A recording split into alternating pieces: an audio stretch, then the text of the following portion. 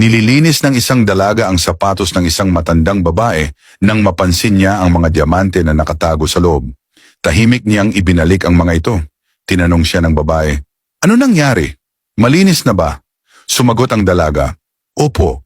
Nagbigay ng pera ang babae at umalis. Mahinang bulong ng dalaga. Kakaiba, nagtatago ng diamante sa sapatos pero nagbabayad gamit lang ang pera.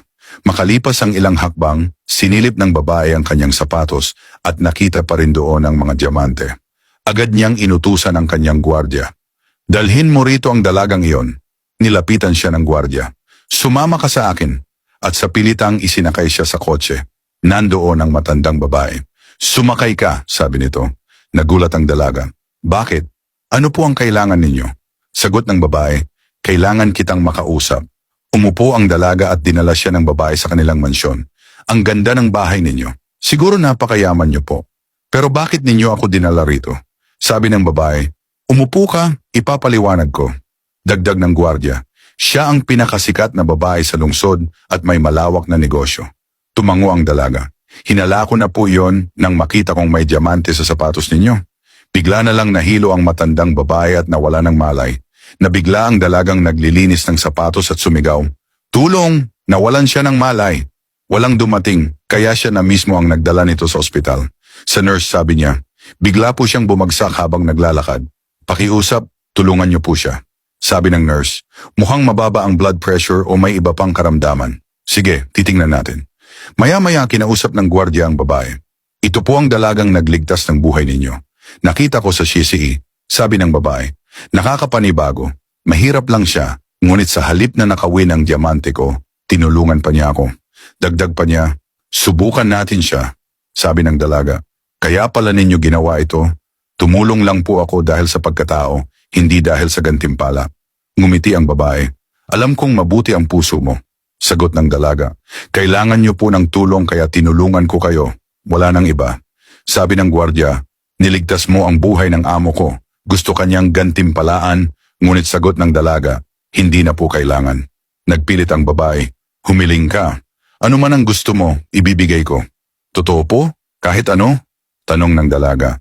Sagot ng gwardya, "Oo, kahit ano." Biglang dumating ang anak na babae ng matanda, galit na galit. "Sino ito? Bakit ka nagdadala ng mga estranghero sa bahay?" Sagot ng babae, "Iniligtas niya ang buhay ko." "Pero hindi mo man lang ako iniintindi." Tugon ng anak, "Bakit ko gagawin? May mga gwardya ka naman, may sarili akong buhay."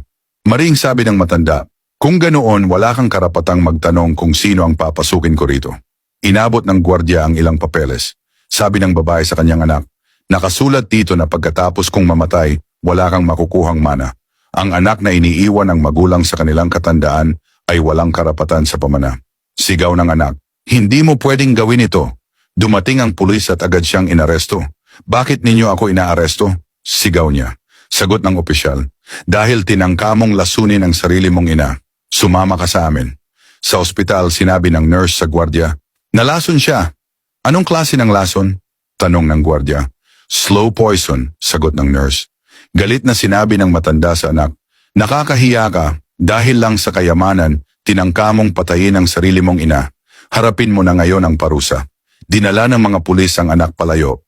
Sabi ng gwardya, "Bago mamatay ang aking ama, pinangako ko sa kanya na palagi akong magiging tapat sa inyo dahil sa lahat ng kabutihan ninyo sa aming pamilya."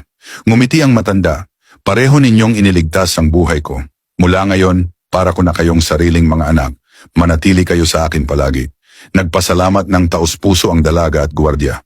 "Huwag kayong mangagtipon ng mga kayamanan sa lupa na do'y sumisira ang tuma at ang kalawang at do'y nang huhukay at nagsisipagnakaw ang mga magnanakaw, kundi mangagtipon kayo ng mga kayamanan sa langit."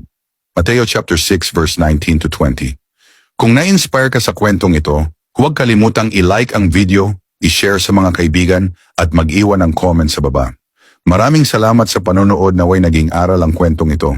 Hanggang sa susunod na video, ito po si Roger na nagsasabing, walang talo sa taong mabuti ang puso. Hanggang sa muli, to God be the glory.